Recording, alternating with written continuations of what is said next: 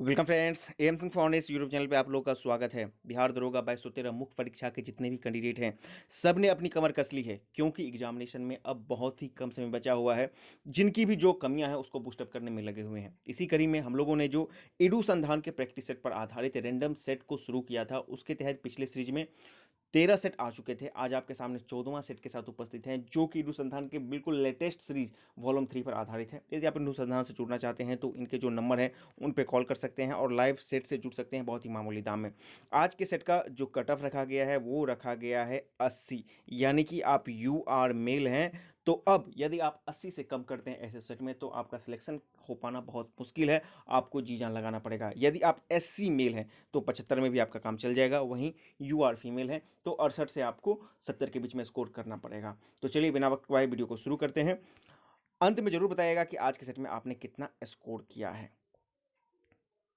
आज के सेट का प्रथम प्रश्न बोल रहा है कि 1907 के मुस्लिम लीग का वार्षिक अधिवेशन कहां पर हुआ था।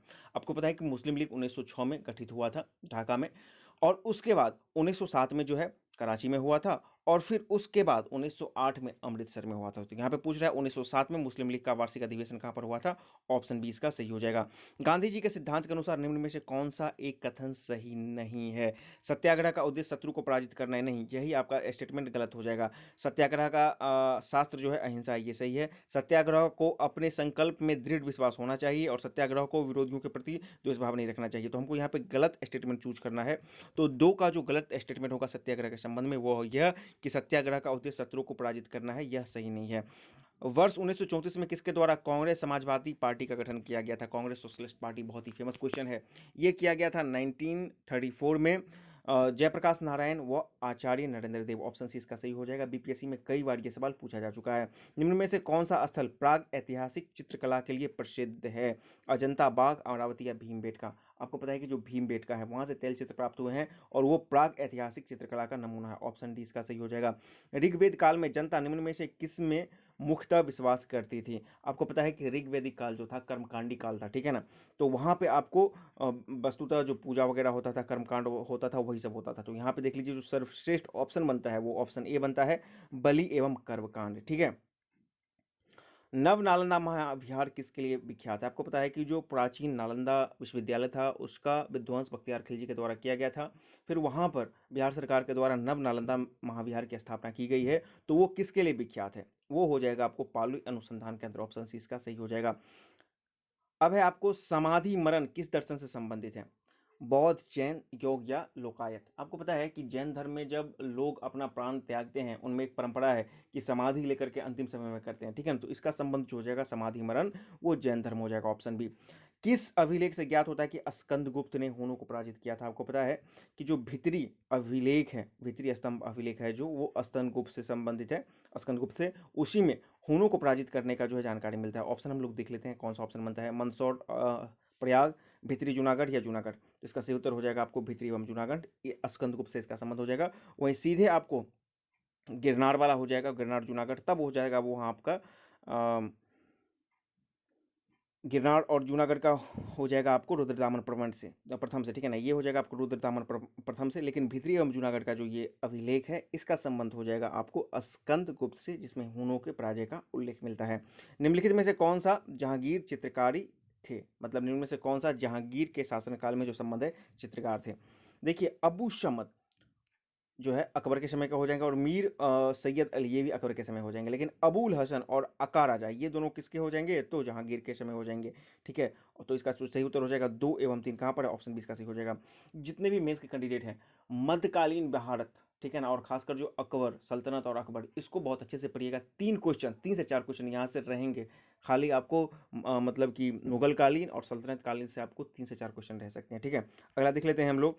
इस्तेमारी बंदोबस्त किसने लागू किया था। इस्तेमारी या फिर आप उसको बोल लेते हैं जमींदारी व्यवस्था, ये सब के सब लागू किया गया था आपको लॉर्ड कॉर्नवालिस। ऑप्शन सी इसका सही हो जाएगा, ठीक है। अगला देख लेते हैं। अजीमुल्ला खां किसके सलाहकार थे। अजीमुल्ला खां ये एक्चुअली बात की जा रही है आपको 1857 का जो विद्रोह हुआ था उसके संबंध में बात की जा रही है।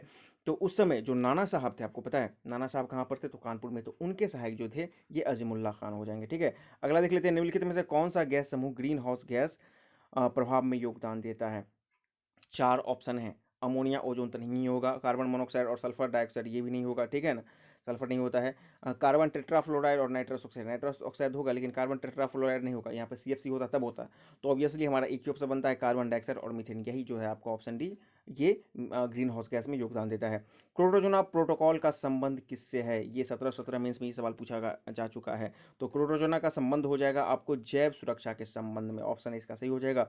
उस फ्रांसीसी सेनापति का नाम बताइए जो 1760 ईस्वी के फेमस वांडीवास युद्ध में पराजित हुआ था। आपके सामने ऑप्शन है, देख लीजिए। आपको पता है कि वांडीवास युद्ध में अंग्रेजों ने फ्रांसीसियों को बुरी तरह से पराजित किया था। तो फ्रांसीसी का जो सेनापति था वो लाली था, ठीक है ना, काउंटर लाली, ऑप्शन सी इसका सही हो जाएगा। अगला देख लेते हैं, निम्नलिखित में से कौन सा एक मुगल सम्राट द्वारा नियुक्त बंगाल का अंतिम गवर्नर था? हम लोग को निम्नलिखित में से देखना है कि कौन बंगाल का अंतिम गवर्नर था जो मुगल सम्राट के द्वारा नियुक्त किया गया था। अलवर्दी, मुर्शीद कुली, मीर कासिम या फिर मीर जफर। जो आपको मुर्शीद कुली खां था, यही जो था अंतिम गवर्नर जनरल जो मुगल सम्राट के द्वारा नियुक्त किया गया था। इंग्लैंड में गौरवपूर्ण क्रांति कब हुई थी? 1688, 1642 या फिर 1542? ऑप्शन ए इसका सही हो जाएगा, 1688 में। सप्तवर्षीय युद्ध किसके बीच में लड़ा गया था? आपको पता है इंग्लैंड और फ्रांस के बीच में सप्तवर्षीय युद्ध लड़ा गया था, ऑप्शन डी इसका सही हो जाएगा। टीपू सुल्तान ने ब्रिटिश सेना को 1780 में हराया था, कहाँ पर? निजामाबाद, पोर्टोनोवा, पोलीलपुर या फिर हैदराबाद में? तो ये 1780 में जो है पोलीलपुर में हराया था टीपू सुल्तान ने ब्रिटिश सेना को, ठीक है, तो ये बहुत ही महत्वपूर्ण है। अगला देख लेते हैं, आयरकूट की सेना को हराया था, ठीक है ना। अगला देख लेते हैं हम लोग, सॉरी आयरकूट नहीं होगा, यहाँ पर हेक्टर मुनरो की सेना को हराया था और फिर आयरकूट ने इनको हरा दिया था, ठीक है ना। अगला देख लेते हैं 19, निम्नलिखित में से कौन सा एक सही सुमेलित नहीं है? Pitt's India, Warren Hasting, Ilbert Bill Ripon, doctrine of lapse Dalhousie और वर्नाकुलर प्रेस एक्ट। यहाँ पे देख लीजिए वर्नाकुलर प्रेस एक्ट कौन हो जाएगा? तो लीटन हो जाएंगे, ठीक है ना। तो ऑप्शन डी यहाँ पे गलत हो जाएगा, बाकी सबके सब आपको सही हैं। शिक्षा में सुधार हेतु ब्रिटिश सरकार ने सेडलर विश्वविद्यालय आयोग का गठन किया था, बहुत ही फेमस है, 1917 में सेडलर विश्वविद्यालय आयोग का गठन किया गया था। निम्नलिखित में से किस भारतीय राष्ट्रीय कांग्रेस के किस अधिवेशन में बाल गंगाधर तिलक ने अभिव्यक्त किया था, स्वराज मेरा जन्मसिद्ध अधिकार है और मैं उसे लेकर रहूंगा? लाहौर, कलकत्ता, लखनऊ या फिर सूरत? तो ये लखनऊ अधिवेशन में ये वक्तव्य दिया गया था। प्रच्छन्न बेरोजगारी का संबंध का क्या अर्थ होता है? गांव में देखा जाता है जो कृषि क्षेत्र है और ये उसके संबंध क्षेत्र है, वहाँ पर क्या होता है ना कि मजदूर की संख्या बहुत ज़्यादा होती है लेकिन वहाँ पे काम कम होता है। अब क्या होता है ना कि कम मजदूरी में ज़्यादा लोगों को करना पड़ता है, तो वो प्रच्छन्न बेरोजगारी हो जाती है। तो लेकिन उसका सामान्य अर्थ क्या है यहाँ पे? लोगों की बड़ी संख्या में बेरोजगार रहते नहीं, वैकल्पिक रोजगार उपलब्ध नहीं रहता, ये भी नहीं होगा, श्रमिकों की उत्पादकता नहीं, ये होगा श्रमिकों की सीमांत उत्पादकता शून्य, ठीक है। भारतीय संविधान में उद्देशिका में निम्नलिखित में से कौन से पद उल्लेखित नहीं है? आपको जब उद्देशिका पढ़ते हैं, we the people of India, हम भारत के लोग, भारत के संपूर्ण प्रभुत्व संपन्न, जो यहाँ ऐसे लाइन है, तो उसमें आप देखिएगा संघीय और संसदीय प्रणाली का उल्लेख नहीं किया गया है, ठीक है ना। तो 1 और 4 इसका उल्लेख नहीं है, यानी कि ऑप्शन सी हो जाएगा। बाकी आपको पंथ निरपेक्ष और गणराज्य दोनों का उल्लेख है। राष्ट्रपति की विधायी शक्ति के अंतर्गत कौन शामिल नहीं है? पिछड़े वर्गों के लिए एक आयोग की नियुक्त करने की शक्ति, अध्यादेश जारी करने की शक्ति, संसद का संबोधन करने की शक्ति और संसद का सत्र बुलाना या सत्रावसान करने की शक्ति। तो देख लीजिए ये BCD ये सब के सब विधायी शक्ति के अंतर्गत आ जाएंगे, लेकिन ऑप्शन ए पिछड़े वर्गों के लिए आयोग नियुक्त करना ये हो जाएगा उसके कार्यकारी एग्जीक्यूटिव पावर के अंतर्गत। अगला देख लेते हैं,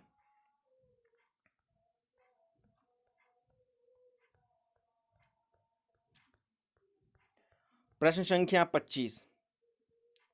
प्रश्न संख्या 25, निम्नलिखित में से कौन एक स्थानीय सरकार के कार्य में नहीं आता है? स्थानीय सरकार आपको समझ लीजिए कि पंचायत सरकार की बात की जा रही है, तो उसके अंतर्गत कौन कौन सा कार्य नहीं आता है? तो देख लीजिए लोक स्वास्थ्य आएगा, सफाई आएगा, सार्वजनिक उपयोग की सेवा आएगा, लेकिन सार्वजनिक व्यवस्था और को बनाए रखना ये जो है पुलिस का काम रहेगा और जो सिविल सर्विसेज रहेंगे उनका काम होगा। तो ये स्थानीय स्वशासन का नहीं होगा, ऑप्शन डी इसका सही हो जाएगा।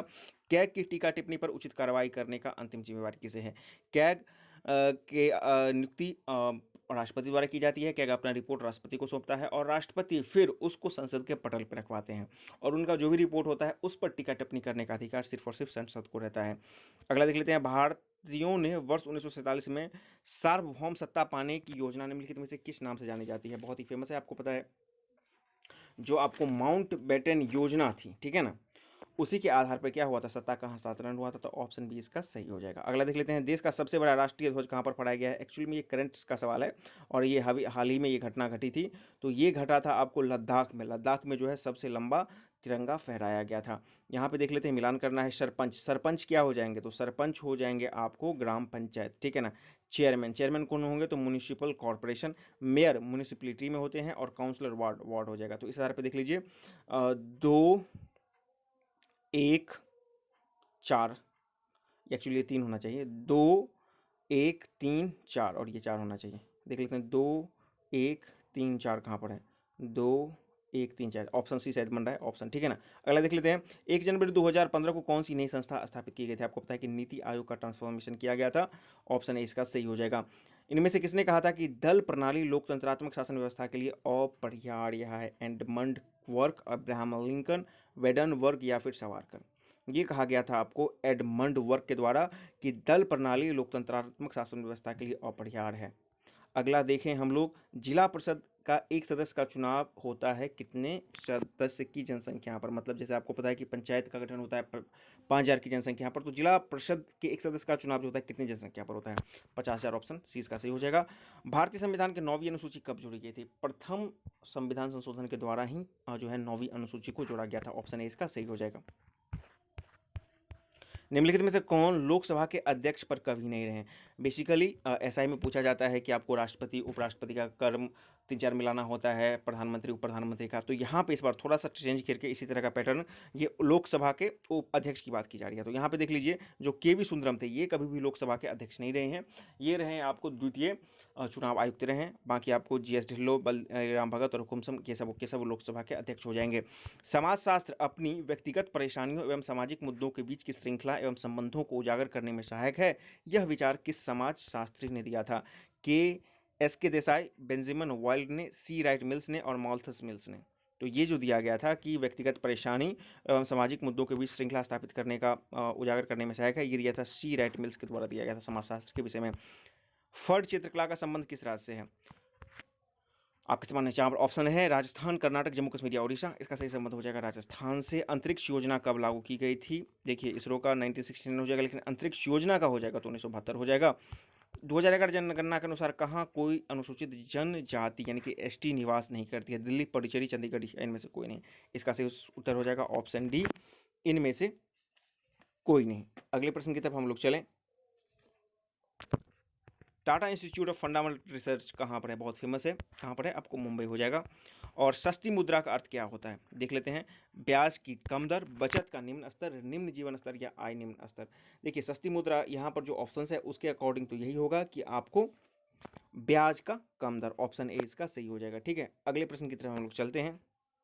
भारत ने निम्नलिखित में से किसकी कृषि सहबद्ध गतिविधियों में ऋण के वितरण का सबसे अधिक हिस्सेदारी है? मतलब कि कौन सा इंस्टीट्यूशन है, बैंकिंग इंस्टीट्यूशन होता है जो कृषि ऋण वगैरह ज़्यादा देता है? वाणिज्यिक बैंक, सहकारी बैंक, क्षेत्रीय ग्रामीण बैंक, या फिर सूक्ष्म वित्तीय बैंक? इसका सही उत्तर हो जाएगा ऑप्शन ए, वाणिज्यिक बैंक। ठीक है ना। असत्य कथन को मिलान करना है 42। आ जाइए ऑप्शंस पर हम लोग देख लेते हैं। ट्रेनिंग कमांड शिलोंग, पश्चिमी कमांड चंडीगढ़, मध्य कमांड लखनऊ, और दक्षिणी कमांड पुणे। यहाँ पे देख लीजिए ट्रेनिंग कमांड जो है शिलोंग नहीं होगा, यहाँ पे शिमला होगा। बाकी सब के सब सही हैं। विश्व का सबसे सूक्ष्मतम रेगिस्तान कौन सा है? अटकामा, ऑप्शन डी इसका सही हो जाएगा, अटकामा। ठीक है ना। क्रॉल किस देश की निर्मित संरचना है? क्रॉल, क्रॉल जो है आपको ये अफ्रीकी महाद्वीप में जो है घास से निर्मित एक घर होता है जहाँ पे वहाँ की जनजाति निवास करती है। ठीक है ना। तो इसका सही उत्तर हो जाएगा आपको दक्षिणी अफ्रीकी, ऑप्शन है इसका सही हो जाएगा। निम्न में से कौन सबसे लंबी पर्वत श्रृंखला है? सबसे लंबी पर्वत श्रृंखला है आपको एंडीज, और एंडीज के बाद नंबर आता है रॉकी का। तो ऑप्शन में देख लीजिए एंडीज नहीं है, तो इसलिए इसका सही उत्तर हो जाएगा option C, Rocky. Deccan trap पठार का गठन किस युग में हुआ है? टर्शियरी, पर्मियन, क्रिटेशियम, या फिर ट्राइसियम? ऑप्शन सी इसका सही हो जाएगा। वह कौन सा देश है जो रेशम का सबसे बड़ा उत्पादक है?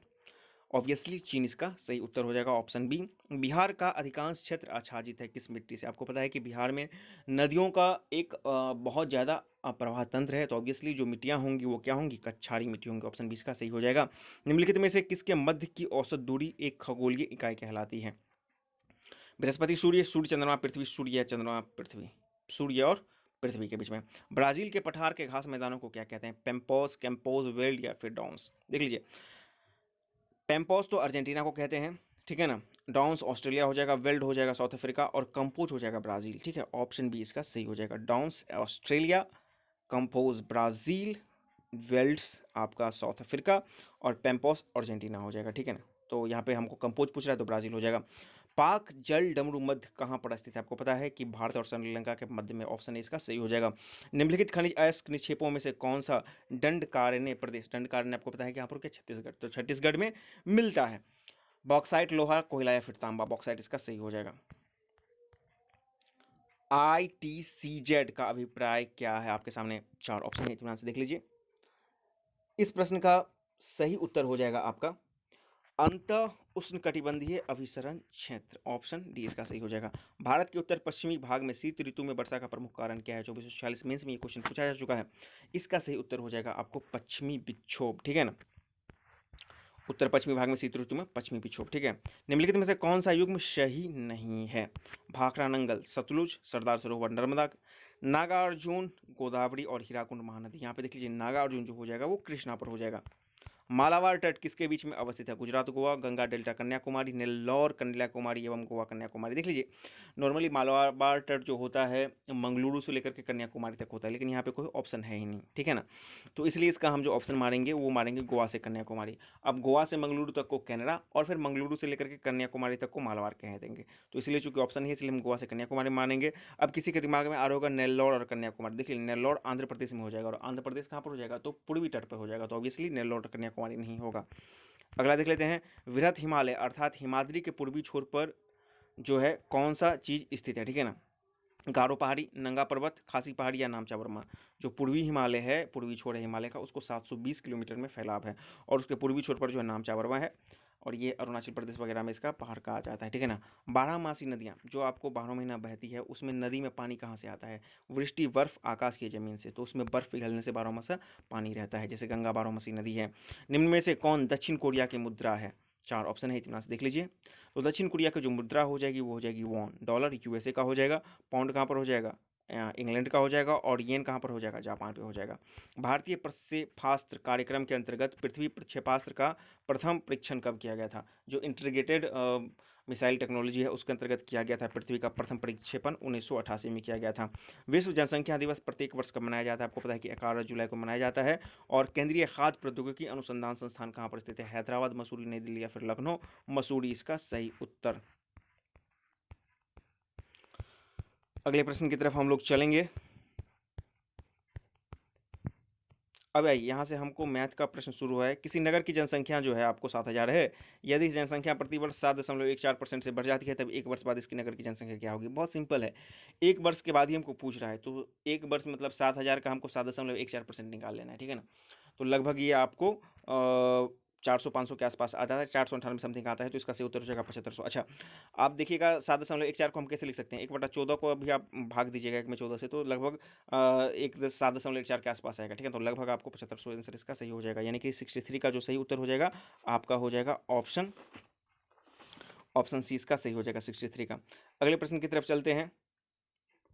64 यहाँ पे बोल रहा है कि 5000 अंकित मूल्य वाले कुर्सी को एक ग्राहक ने 4600 में बेचा तो छूट ज्ञात कीजिए। यहाँ पे देख लीजिए 400 का छूट हो रहा है, 400 और कितना पर हम देख रहे हैं 5000 पे, ठीक है ना। तो 8% इसका सही उत्तर हो जाएगा, ऑप्शन बी इसका सही हो जाएगा, ठीक है ना। और अगले प्रश्न की तरफ हम लोग चलते हैं। प्रश्न संख्या 65, दो अलग अलग बैंकों से प्राप्त 200 की धनराशि पर 3 वर्ष के साधारण ब्याज में अंतर 60 रुपये, ठीक है ना। ब्याज बराबर मूलधन गुणे समय गुणे दर बट्टा 100, ठीक है। तो यहाँ पे मूलधन तो सेम ही है, आपको टाइम भी सेम ही है, बस हमको R1 और R मतलब कैपिटल और स्मॉल r के बीच का जो है डिफरेंस ज्ञात करना है, सीधी सी है, थोड़ा सा कैलकुलेशन करना है। ब्याज बराबर मूलधन गुणे समय गुणे दर बट्टा 100 पर, तो इसका जो डिफरेंस हम निकालेंगे 65 में वो निकल जाएगा आपको 10% का, ठीक है। अगला देख लेते हैं हम लोग, किस अनुपात में 720 रुपया प्रति किलो गेहूँ को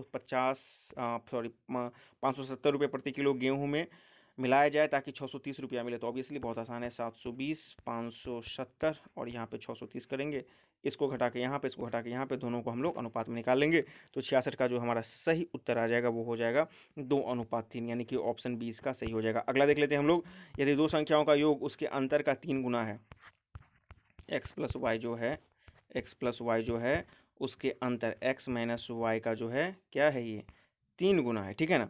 तो दोनों संख्याओं का अनुपात निकालें, अब इसी से हम लोग इसका अनुपात निकाल लेंगे, तो अनुपात जो हमारा निकल जाएगा वो निकल जाएगा 2:1, यानी कि 67 का सही उत्तर हो जाएगा आपका ऑप्शन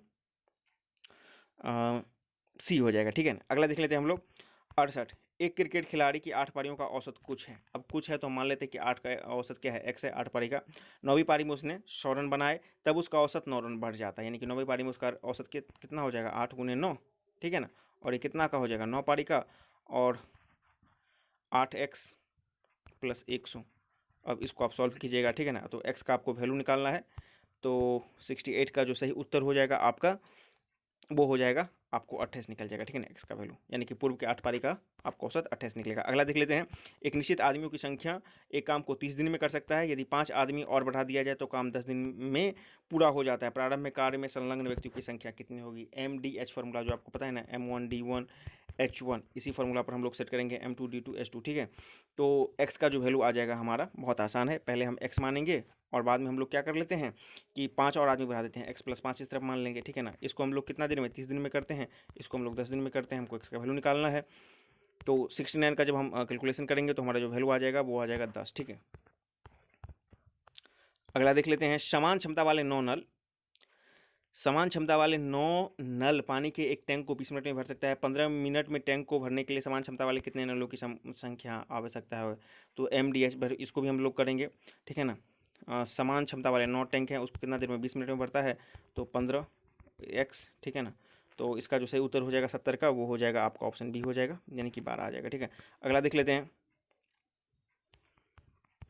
71, यहाँ पे देख लीजिए, इसका हमको एलसीएम ज्ञात करना है। आपको पता है कि यहाँ पे हम इसको लिख सकते हैं 8/1, और इस तरह के एलसीएम निकालने में हम क्या करते हैं, ऊपर वाला का एलसीएम निकाल, अच्छा ये क्या हो जाएगा, 8 हो जाएगा, फिर 16/20 हो जाएगा, 8/21 को हम लोग लिख सकते हैं, और ये कितना हो जाएगा, 7 कैसा 7 10 बहत्तर 7। तो ऊपर वाले का एलसीएम और नीचे वाला का एचसीएफ निकालेंगे, जब हम करेंगे तो इसका जो हमारा सही उत्तर हो जाएगा वो हो जाएगा 80। 71 का जो सही उत्तर हो जाएगा आपका ऑप्शन ए आ जाएगा।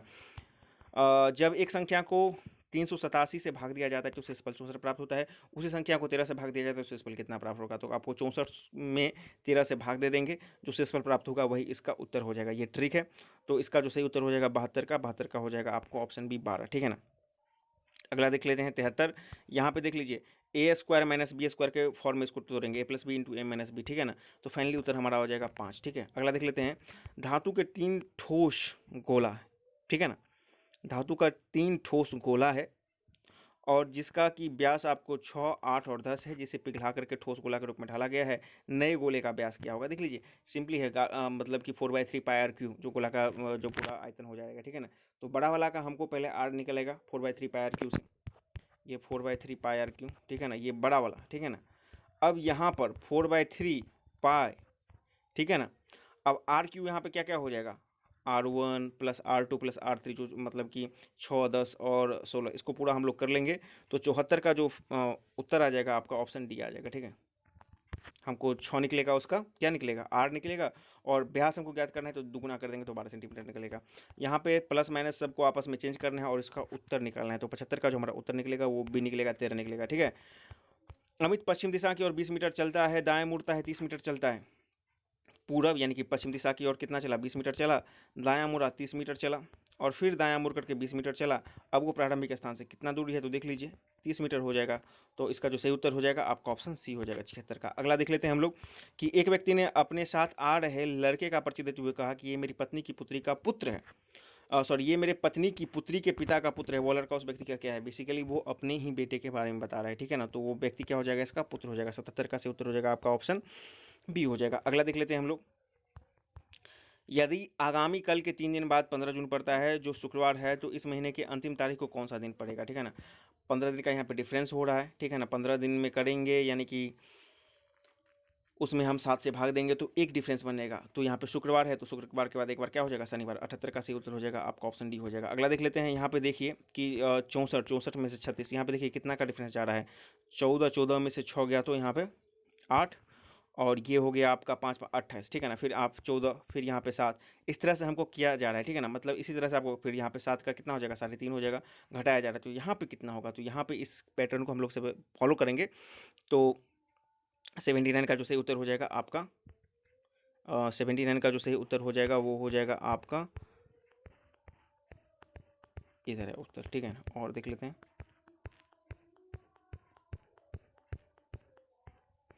11.5 हो जाएगा, ठीक है ना। ऑप्शन सी इसका सही हो जाएगा 79 का, ठीक है। अगला देख लेते हैं हम लोग 80।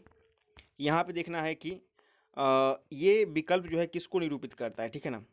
कुर्सी, मेज, फर्नीचर, डॉक्टर, पुरुष, छात्र या फिर परिवार, अभिभावक, बच्चे। तो यहाँ पे देख लीजिए, कुछ डॉक्टर पुरुष भी हो सकते हैं, छात्र भी हो सकते हैं, पुरुष डॉक्टर छात्र दोनों हो सकता है और छात्र पुरुष डॉक्टर दोनों हो सकता है। तो इस आधार पे ऑप्शन बी इसका सही हो जाएगा। अगला देख लेते हैं हम लोग कि गोपनशील यानी कि खुला, गोपनशील मतलब गोपनीय बोलते हैं, उसका खुला कर देते हैं। तो अपमानजनक का यहाँ पे क्या होगा? देखिए, परिणाम होगा ही नहीं, गुप्त होगा ही नहीं, अग्रवर्ती होगा ही नहीं, तो इसका अपमानजनक का एक स्पष्टवादी मतलब लगभग उल्टा, ठीक है। यहाँ पे देख लीजिए, टैलेंट को लिखा गया है, टैलेंट को LATENT, उसी पैटर्न पर OXE ये और TIC, ठीक है ना? ऑप्शन सी इसका सी हो जाएगा। फसल उगाने के लिए किसान को उनके द्वारा कृषि पद्धति अपनानी जाती है, इनमें से कौन सा सही व्यवस्थित है? सबसे पहले वो क्या करेगा? सबसे पहले वो करेगा बुआई करेगा, ठीक है ना? फिर खाद छिड़केगा, फिर सिंचाई करेगा, फिर आपको खरपतवार से सुरक्षा करेगा, फिर भंडारण करेगा। तो इस आधार पर 83 का जो सही उत्तर बनता है आपका ऑप्शन बी बनता है, ठीक है ना? 83 का 83 का जो सही उत्तर बनता है वो आपका ऑप्शन बी, 1 4 2 5 3, 83 का, ठीक है। अगले प्रश्न की तरफ हम लोग चलते हैं। प्रश्न संख्या 84 बोल रहा है कि भिंडी की पीत रोग किस सूक्ष्म जीव के कारण होता है? कवक, जीवाणु, वायरस या फिर प्रोटोजोआ? भिंडी का जो पीत रोग होता है वो वायरस के कारण होता है। 84 का सही उत्तर हो जाएगा ऑप्शन सी हो जाएगा। 85 पौष्टिकरण में दूध को कितने डिग्री सेंटीग्रेड पर 15 से 30 सेकंड के बीच में गर्म किया जाता है? तो ये किया जाता है आपको 70 डिग्री सी पर, ठीक है ना? ऑप्शन डी इसका सही हो जाएगा। आग बुझाने वाले कर्मचारियों के परिधान किसकी परत चढ़ी होती है जिसमें अग्निरोधक बनाती है उसे? मेलामाइन प्लास्टिक, टेफ्लॉन, PVC या फिर बेकलाइट? ऑप्शन ए इसका सही हो जाएगा, मेलामाइन प्लास्टिक। निम्न में से किसने मोनेरा जगत को आर्की बैक्टीरिया और यू बैक्टीरिया में विभाजित किया था? रॉबर्ट विक्टर, कैरोलस लिनियस, कार्ल बोस या फिर अर्नेस्ट हैकेल? ऑप्शन बी इसका सही हो जाएगा 87 का आपको कार्ल्स बोस, ठीक है ना? अगले प्रश्न की तरफ हम लोग चलें। 88 निम्नलिखित में से कौन सा कथन सत्य है? सबू धातु तन्य होते, देखिए सभी धातु में तन्य होती हैं, गलत है। आपको पारा भी धातु है लेकिन वो तन्य नहीं होती है, ठीक है ना? तो और देखते हैं ऑप्शन यहाँ पर क्या है। सभी अधातु में तन्य होती है, समांतर धातु में तन्य होती है, बिल्कुल ये ऑप्शन आपका सही बैठता है।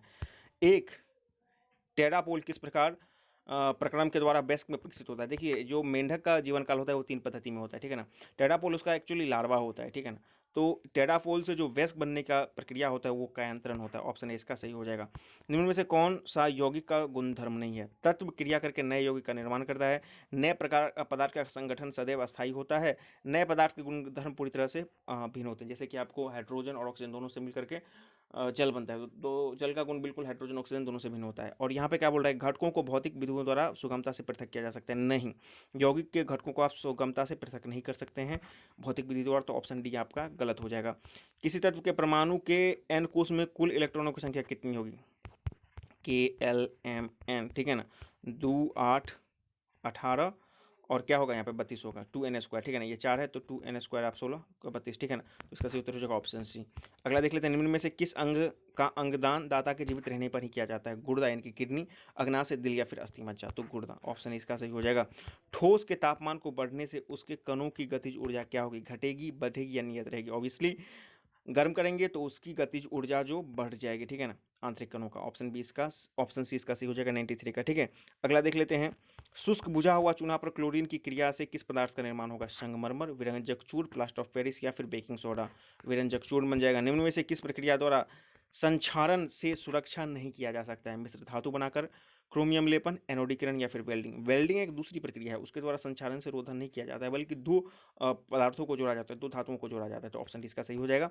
निम्न में से कौन निकट दृष्टि के लक्षण है?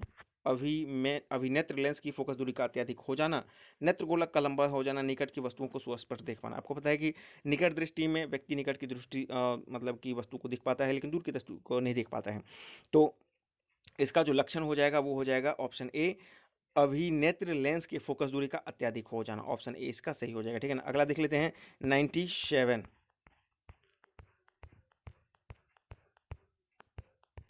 बल आघूर्ण और समय का गुणनफल क्या कहलाता है? कोणीय आवेग, कोणीय आवर्त या फिर वेग प्रवणता? तो ये कहलाता है आपको कोणीय आवेग, ठीक है।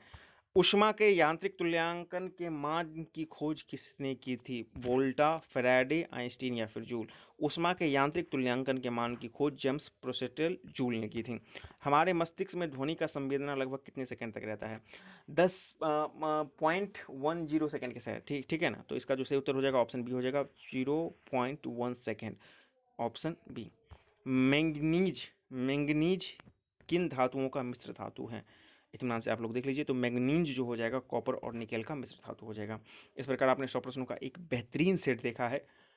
यदि किसी प्रश्न के उत्तर पे डाउट है तो कमेंट बॉक्स में लिखिए और कितने स्कोर आपने किए वो भी बताइए।